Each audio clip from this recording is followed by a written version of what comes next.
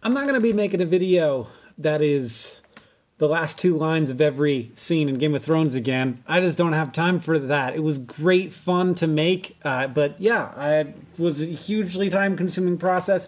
And also, we got last episode a weird bottle episode with some montages, so it would be really hard to do anyway. What I do want to do is talk a little bit about who the true actual heir to the Iron Throne actually is. And my friends, it's not simple.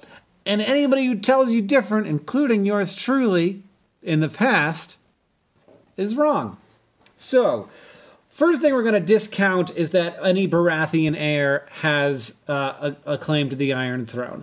Why are we going to discount that? Because Baratheon heirs only have a claim to the Iron Throne because of Robert and him overthrowing the Targaryens, and if we're going to say that, then we might as well say that the Lannisters overthrowing the Baratheons also have a claim to the Iron Throne, and we're just not going to go there.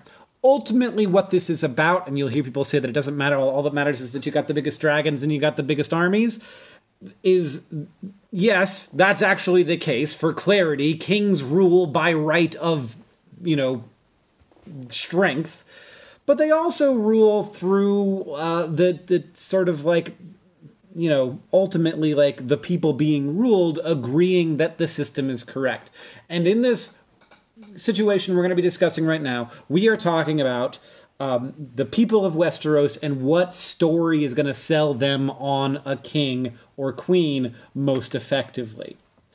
So we are saying that things have not gone well since the Targaryens went out of style, and that since then there has always been a Targaryen who is actually the monarch somewhere on Westeros, or Essos, somewhere on the land, the planet that doesn't have a name, because they don't even know for sure. I don't know. I'm not totally clear on the science of Westeros.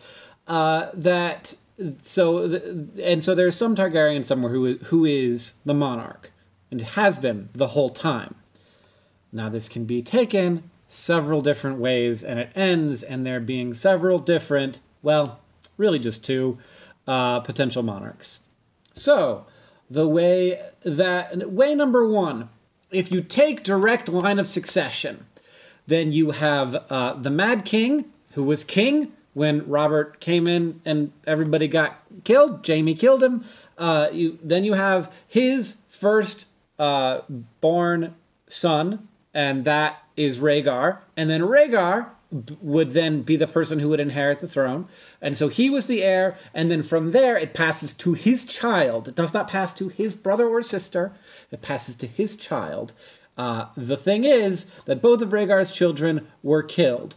But were they? No, they weren't, because Jon Snow is Aegon Targaryen and is the child of Rhaegar and Lyanna Stark, and they were married, and his other marriage didn't count, was annulled, or that he just put her to the side, or whatever. You can do it on Westeros. It's part of the rules.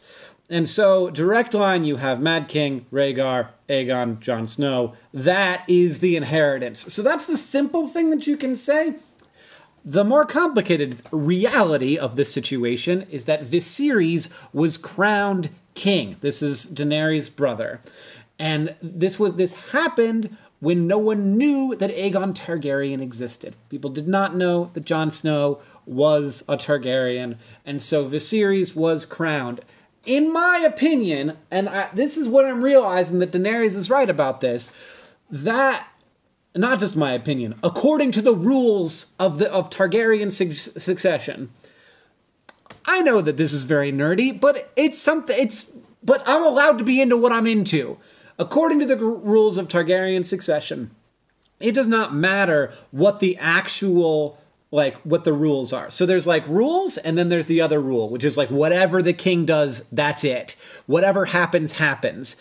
And if Viserys was crowned king, which he was, if that's a legitimate crowning, which I don't know, then you can absolutely say that Daenerys would then be the next in line because, one, as far as we knew, she was the only Targaryen left, And 2, she is his sister.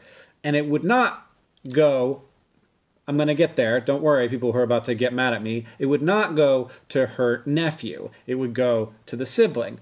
Except, and this is the second to last except, everybody, except that for the last 180 years or so, Targaryen succession rules have gone to the male heir first. And so it would be the oldest male heir. Jon Snow would be the oldest male heir.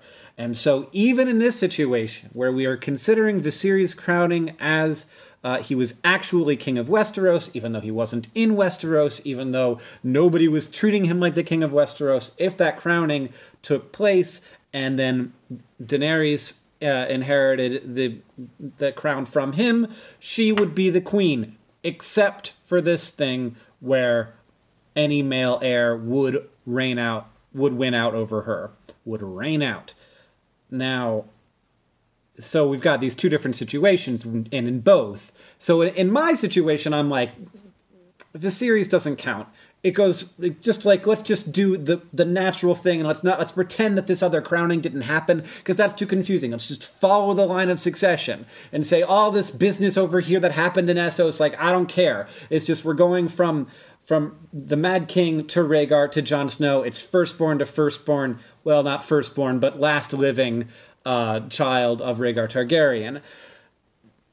But except, and this is the last except, Jon Snow did take a vow of the Night Watch, and that does say that you are not allowed to have any lordship, any kingship, anything, or else the Targaryen that was on the wall would have been the king, right? Because he was a male heir after Viserys died. That's the whole point. That's why, like, being on the wall means you cannot have a title conferred upon you again. That is the point of taking the black.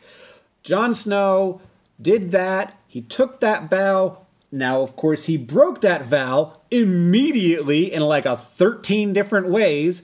But you could say that Jon Snow cannot become the king of Westeros because throughout his whole... there's another except, isn't there? Because throughout the rest of his days, he was not allowed to take a title.